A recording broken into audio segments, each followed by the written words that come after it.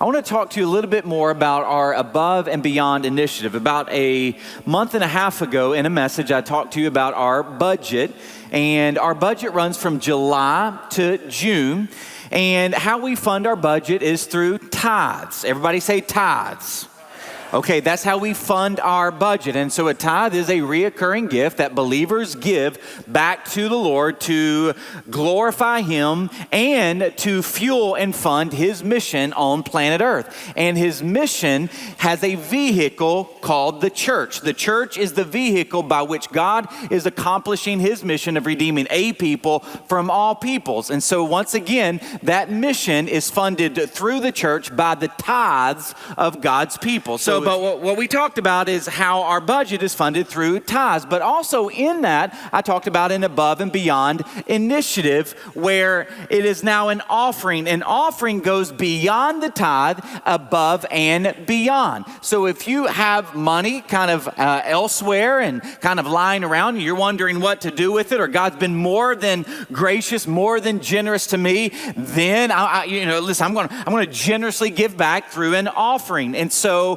when we talked about the Above and Beyond initiative, we actually talked about it going to two particular things. And I'll show you on the screen. It's going to go to capital improvements, $700,000, and then Mercy Road and Mission Partners, $300,000. So what we've done, the last couple of years, we have basically put our capital improvements in our budget. Well, where we are as a church, we're like, hey, let's take that out. And our capacity, we can actually give above and beyond from a budget standpoint. Let's get the capital improvements and some extra mission funding, and let's put it in an Above and Beyond offering initiative. And let me give you kind of the rundown on capital improvements this coming year, just so that you know, once again, budget paid through tithes, Above and Beyond funded through offerings. All right, so now you can go to the next slide. So this is phase one, $1 million that we're wanting to see in our Above and Beyond. So we're not asking you, if you're giving your tithe, you keep giving your tithe. If you don't have any other money to give, that's great. You keep giving it to your tithe, because we got to meet our budget.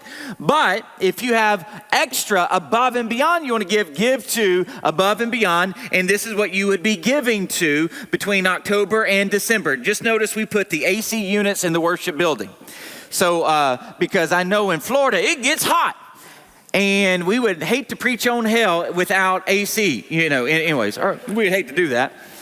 But what we want you to know is that this building is getting to the point of 15, 16, 17 years old. And so we have to start projecting out when we need to replace these AC units, because it takes about 6 months for them to customize what we need to be able to service our building. So we're going to be raising funds for the replacements of the AC units within the next 12 to 18 months. But we need to go ahead and raise them now so that we can pay for them. And then you can see all these other capital improvements. We'll be putting this out too on our website. We'll be putting it on social media, and then also some pamphlets. And then $300,000 is broken down this way: $200,000 to Mercy Road, which I'll explain Mercy Road in a second, and then $100,000 extra support for our missions partners and some extra local missions projects that are coming up. So you can go to the next slide, and let me just tell you, we're going to have some special giving dates between now, October and December. Now, I don't know if you were here for our Raise the Roof, but we had a Raise the Roof, an initiative, an offering that we gave. And so we had the stage with some places where you can give money. We're going to do that too during our Above and Beyond initiative. You still will be able to give online if you want to, but we're just going to have some special dates for us to give, and these are those special dates. So you can go to the next slide. So now, Mercy Road. Why Mercy Road, and even what is Mercy Road? So here at Northland, we have some non-traditional ministries or non-traditional programs, and I'll tell you about those here in a second. But what we want to do is we want to create a separate nonprofit to house all of our non-traditional programming. So I think most of you know that churches are a 501c3, so they are a nonprofit organization. So what we want to do is create a separate nonprofit organization to house all of these non-traditional programs. Now, here's what Mercy Road will exist to do, and I'm going to put up their mission statement. Mercy Road will exist to bring flourishing in the Central Florida area by seeking ways to improve the quality of life for those in need of mercy. So as most of you know, in Northland, we have 4 arms. We have a connect, cultivate, care, and a commission arm. So our care arm is to care for the people and resources that God has given us. What Mercy Road is this ultimate care organization that is outward facing to show care, to show mercy and compassion to the Central Florida region. And so we want it to live to do nothing but reach the region by showing care, compassion, and mercy. Now, where does Mercy Road come from? Well, it actually comes from Luke chapter 10, verses 25 through 37. And there you'll find the story of the Good Samaritan. How there was a Samaritan, he was traveling down the road. He sees a Jew on the side of the road that is wounded and has been left for dead. Now, a pastor and a priest, they've already passed him and they've done nothing. But this Samaritan, even though Jews and Samaritans didn't get along, he departs from the road and he goes to the Samaritan to care for him. He picks him up, puts him on his transportation, takes him to the city and begins to care for his needs, and he pays for the care of his needs. And so what we want to do is we want to be like that Samaritan, and we want to care for those who are far from the Lord, who have been wounded or who are in need of mercy and compassion. And so that's why Mercy Road exists, and that's where it comes from. Now, you can go to the next slide. So why create another nonprofit? There are 3 big reasons of why we're doing this. 1, to let each organization and entity focus on their unique calling in God's mission.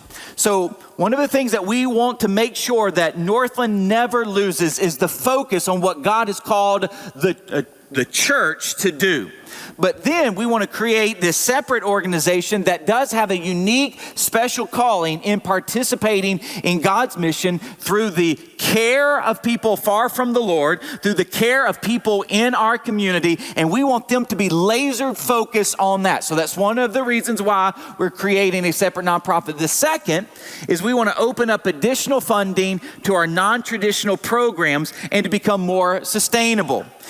So here's what we know. There are individuals, there are churches, there are businesses and other organizations, and there are even funding through state and federal programming that could be given to a separate nonprofit that could not be given to a church. And so by creating a separate nonprofit, now we open up the avenues for additional funding to come in to make them more sustainable. Because right now we have not factored them into our budget, and there are a couple of these non-traditional programs that are dipping into our surplus to help fund them. So what we want to do is to create another avenue for them to find funding. And then the third reason is to create a structural mechanism that can help Northland care better for its property and facilities. So what we're ultimately dreaming of here is that in the next 2 to 5 years, that these non-traditional programs would not only be stable and sustainable, but scaling, and as a result could help us care well for our property here. So those are the 3 big reasons of why we're creating Mercy Road, a separate 501c3. So what are the non-traditional programs here? Well, I'm glad that you asked. Here they are. So Community Art Connection, that is our adult with special needs, varying exceptionality day program that meets Monday through Friday. The other non-traditional program is our Life Hope Child Care Center. So we serve single moms. We coach them. They go through a program, a 1 to 2 year program. We give them free child care for their children. The next is our cooperative school. That's our Parents Morning Out, our VPK, and our kindergarten. We serve around 120 plus families through our cooperative school. Also, we have our bookstore and cafe. They will be underneath Mercy Road. One of the cool things that we are working on right now is how to partner our CAC, add a life skills arena to our CAC, and then let our cafe be an outlet where those who are going to our CAC CAC could actually serve in our cafe during the week. So we're excited about that. And then also we have One-to-One Hope, which is our sex trafficking, non-traditional programming. And then last but not least is our Life Prep Ministries that actually help juniors and seniors prepare for life after high school. So those are our non-traditional ministries, our programs that would be under Mercy Road. I would say over the course of the future, we will add more and more non-traditional programming that seeks to meet the needs in the Central Florida region. And so I want to share that with you because, again, $200,000 of our Above and Beyond initiative will be going to Mercy Road to give them the necessary runway that they need to become self-sustaining.